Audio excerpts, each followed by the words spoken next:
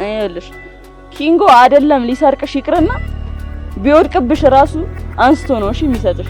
ከንምርኮ ስልክ ስለውልሽ አትልሽ በሰላም ስሙ ይወላችሁ ሁሉ ጊዜ እንደምላችሁ ማለት ነው።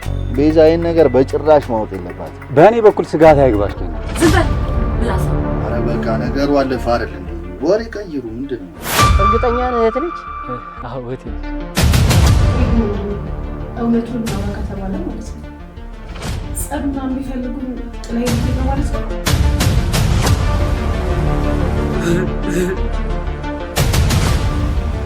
እኛም እኮ በሰፈራችን አራዶች ነን። እሺ እኛ ግን የሚለየው በየብበት ቦታው አራዶች ነው።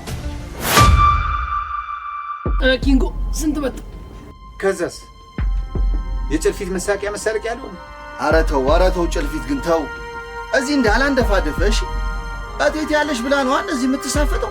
አንተ በቃ ከዛ ከጭልፊት ጋር እየዋልክ ታምች አደረገ አይደል? ይሄ ልጅ ግን ምላሱን ብንቆርጠው ራሱ በቂጥ የሚያወራ ነው የሚመስለው። እኔ ይሄንን ማሰብም መረዳትም ይከብደኛል።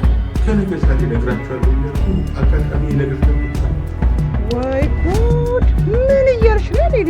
አብነትና ቃል ከዚህ ጋር ጓደኝነት ጀምረዋል። ዘረከክ ከእንደገና ባንቺን ብሶ ደግሞ ትነጫነጫለሽ።